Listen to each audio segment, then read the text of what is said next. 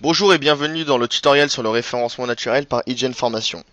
Dans cette cinquième vidéo, nous allons voir ce qu'est le poids d'un mot et comment l'augmenter. Alors le poids d'un mot dépend de plusieurs choses et a un impact très important dans votre référencement sur ce mot.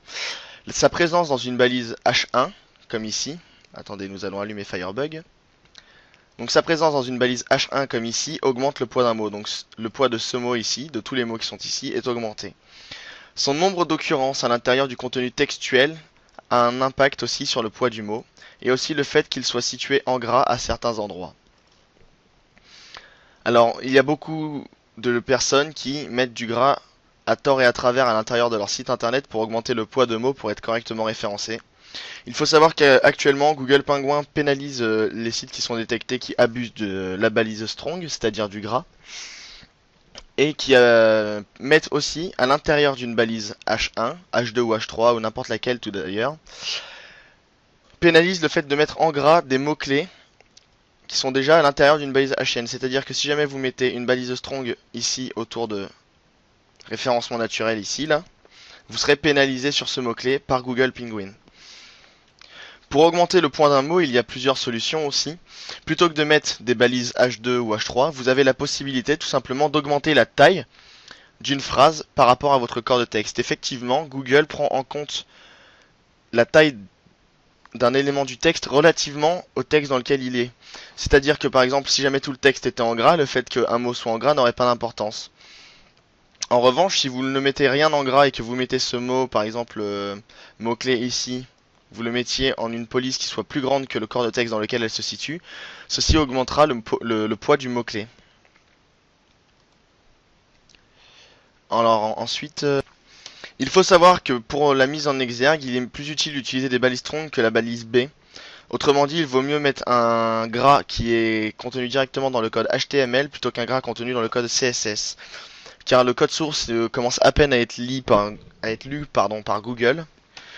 Et d'ailleurs, le fait qu'il commence à le lire est plus utile pour pénaliser les personnes qui mettent du strong à l'intérieur du code HTML en masse et le cache aux yeux de l'utilisateur par le code source en modifiant l'apparence de la balise strong.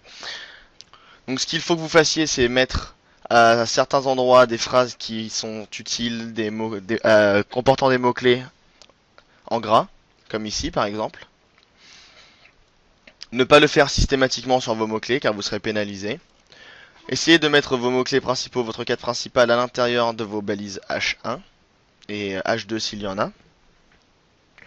Présentez vos données correctement et Google verra à ce moment-là que plus le poids de votre mot-clé est important, plus Google lui attribuera en réalité de la confiance et de la confiance à votre site et vous fera remonter dans les résultats. Faites très attention à ne jamais répéter deux mots-clés dans une balise strong ou dans une balise HN. Vous pourrez être pénalisé aussi à ce moment-là, votre référencement pourrait couler un petit peu. Et ne mélangez pas du gras strong et du gras CSS, ceci aussi est mauvais pour le référencement. Voilà, c'est tout pour cette vidéo sur la mise en exergue. Ah non, il y a aussi par rapport à l'italique, la balise EM dans le code HTML, qui s'écrit comme ça, a un impact sur les moteurs de recherche qui est plus léger effectivement. Si vous voulez que la balise EM ait un impact sur votre référencement, je vous conseille personnellement d'augmenter la taille de la police des mots qui sont concernés. Car sinon la balise EM en elle-même n'a pas d'utilité en référencement.